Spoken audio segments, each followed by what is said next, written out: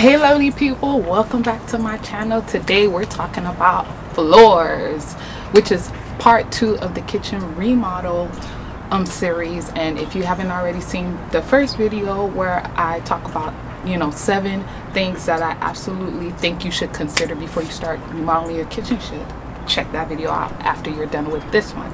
But today we're going to be talking about floors, what you need to know, what to consider before you pick your floors, before you spend your hard-earned money.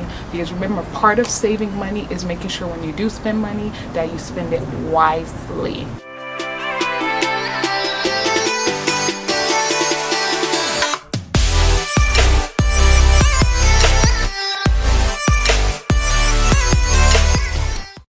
I'm so excited for you to watch all of these series from the kitchen makeover, because you are going to save so much money and energy by looking at all the tips I learned along the way while remodeling our kitchen. So today I got 5 things you absolutely need to consider before you start your floor shopping or before you install new floors. And trust me guys, you need to watch it. The first thing you should definitely consider before you go floor shopping is figure out what type of floor you want. Floors are such a big deal when it comes to home remodeling. If you get your floors wrong, it can ruin your whole remodeling vibe. There's so many different types of flooring, and it's good to be aware of the different types of flooring that's out there, so you know what options are going to work best for you and your family, and of course for your budget and your pockets. The different types of floorings: timber, laminate, vinyl, bamboo, hardwood, cork, tile, carpet, linoleum. There's so many different types of floors, and even within the tile category, different types of tile. You have natural tile, you have ceramic tile, you have so many different types of tiles. But for me, I chose to go down the wood direction, and within the wood direction I went with bamboo wood. Now if you want to get a breakdown of what the different types of woods are and what the different cost ranges can look like and the pros and cons of the different types of flooring out there, I have an article that's very helpful to kind of sum it all up for you guys. I'll plug that link in the description box, so that way you guys can have that as a reference to kind of look through all the different types of flooring, so you can make the best decision for you. Everybody's needs are different, so I'm not going to say okay, hardwood floors is better for you or ceramic floors is better for you. But for me, I personally love wood floors. Now the second thing to consider when it comes to purchasing your floors, please guys, please consider what kind of textures you want and what colors you're gonna get. I know it sounds so simple, like, oh okay, I want this color, I want that color, I want this texture, but really put some thought into why you're picking out that color and why you're picking out that texture, because it can make a difference in the long run. Why? The reason why I say that, let's start off with color. If you're getting wood floors or tile floors, cork floors, whatever type of flooring you decide to get, dark floors suck up a lot of light. Lighter floors allow for more light to be bounced off the walls. Here's the thing: when you have a dark colored floor, everything shows. Dust, hair, food particles, anything that you have that's on the floor, it shows up. It's like literally dark floors will put your business out there, guys. When it comes to the lighter floors, you would think that the lighter floors, the house would look dirtier because you could see. No. When it comes to like footprint, like trailing and footprint and mud, the darker floors will hide that more, but the lighter floors won't. But here's the thing with the lighter floors: if you have cat hair, animal hair, dog hair, any type of hair, it doesn't really show on a lighter floor, and you don't have to worry about it as much. And I'm not saying that you should get it because you can hide the filthiness in your house. You should still clean your house, but what I'm saying is that it's a little more low maintenance because not as much show up. You won't see all the dust particles. That's that. Now when it comes to texture, guys, when you get a textured floor, it can look really nice, it can look really rugged, especially if you're going for like a cozy country style home. It can really add to the vibe of rustic and rugged. But here's the thing: when you when you see that ruggedness and you see the little scratches and the grooves, and when it comes time to clean, those little crevices pick up dust, they pick up all kinds of stuff, and it's more work to clean those floors because now you have all these grooves and scrapes and scratches that are embedded into the floor to give it that look. And now you see all the collection of dust and particles falling into those crevices, and it's like a nightmare. So you got to put in a little bit more effort to keep it clean. This is not going to work out for the look that I'm going for, because I'm going for a minimalistic vibe in our home, and that looked way too rustic to kind of fit in the specific space that I have. It could maybe work in different homes, but in my home it just wasn't working. Third thing you should definitely consider before you go floor shopping for your new space is to consider where you're going to get your wood floors from or your tile floors. And you can go floor shopping anywhere, guys. You got Home Depot, you got Lowe's, basically you got all the big box stores, and you'll find several manufacturing companies in your area that cater specifically for floors and nothing else, and it's not a big box stores. The good thing about that is that when you go to those listings, you might find unique pieces. You might find that, you know, they have a bigger selection of different types of floors that might open up your different options. You might find luxury floors. You find different type of things that you may not find at a big box store. But here's the thing, sometimes when you go to these boutique stores or your local listings, sometimes it's a little bit more than going to a big box store. So I don't know. Remember, I'm trying to save money. Home Depot and Lowe's, that was the thing. I was limited and I didn't quite see exactly what I wanted. I have chosen to get my floors with floor and decor because it seems like it was the best combination of a big box store, but it also caters almost exclusively to people looking for floors because the selection is so big compared to Lowe's or Home Depot. You go into their wood floor section, they have the display where it shows you the different types of floors.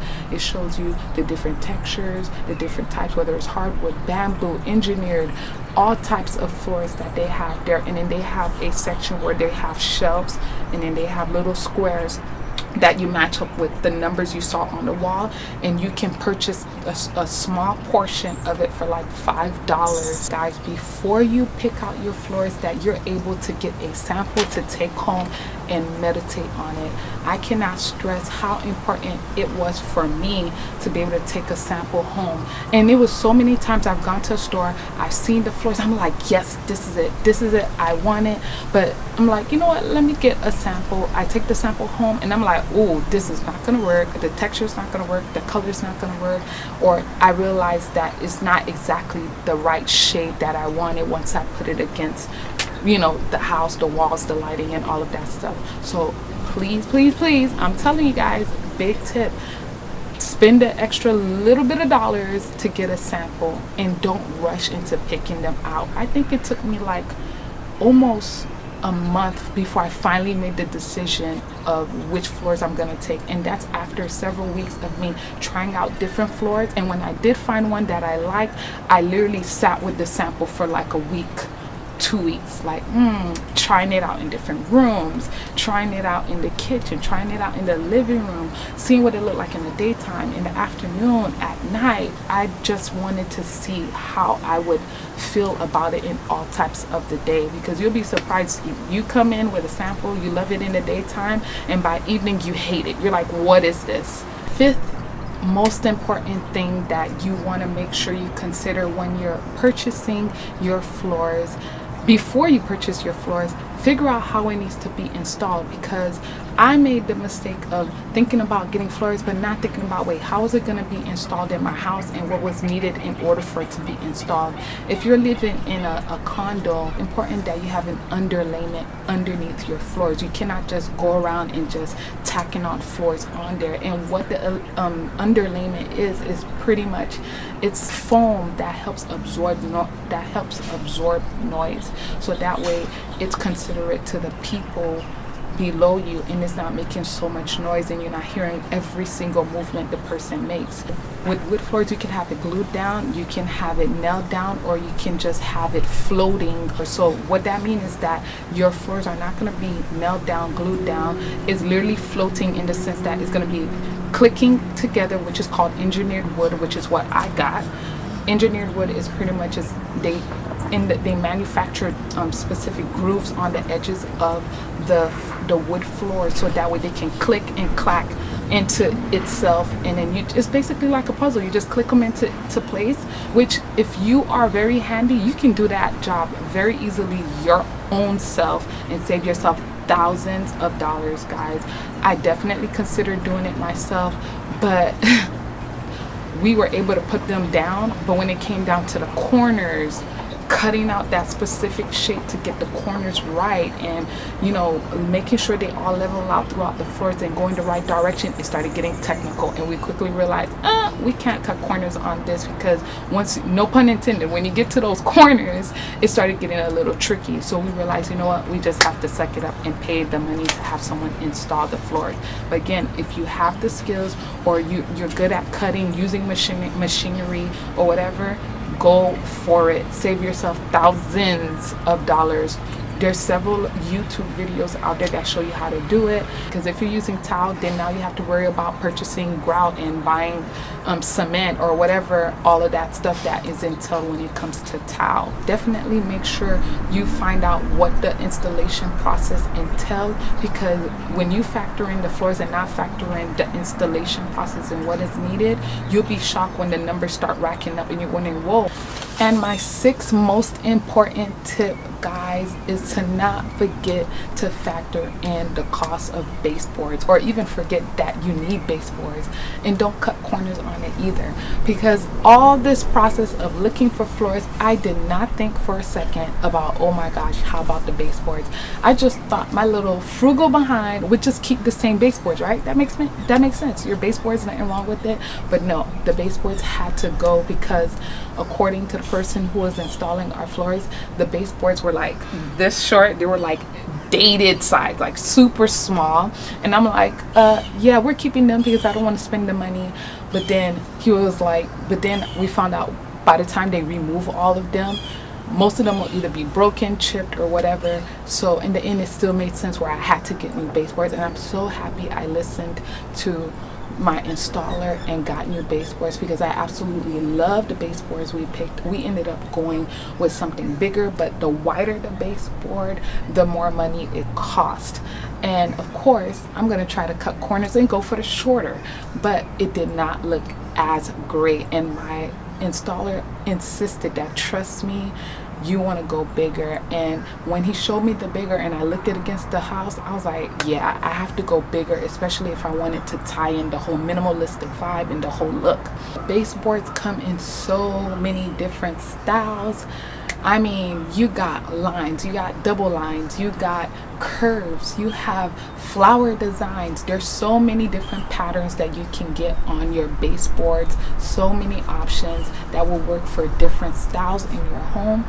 So you want to make sure that you choose the style that best suits your taste and the design character of your home and the look that you're looking for in your house. Don't cut corners on your baseboards. Make sure you get what you need, and make sure you factor in the size of your baseboards, the designs of your baseboards, because it's going to make a big deal in bringing your whole design together. I went with simple baseboards, simple square baseboards. I didn't want no designs, I didn't want no curves, no dips, no flowers. I wanted a simple, solid square, and that's it. And if you also have some tips of your own when you are buying your floors and when you are remodeling your kitchen, be sure to leave those comments below, because there's definitely things I'll leave out that someone else looking at the video or reading the comment section that would benefit from. So I encourage you, if you had any experiences different from mine or tips different from mine that you think is really important or not so important, leave them down in the description box. Stay tuned for the third part of this kitchen makeover series, where I'm going to be talking about cabinets, kitchen cabinets, and saving money on your kitchen cabinet, guys, and the different options you have to save money. Because remember, we are trying to save money on this makeover process. We are trying to have our cake and eat it too. So if that's something you want to see, stay tuned to the next series, and make sure you like, share, subscribe, and don't forget to hit the notification bell so that way you'll be notified the next time I upload a video, which will be very soon.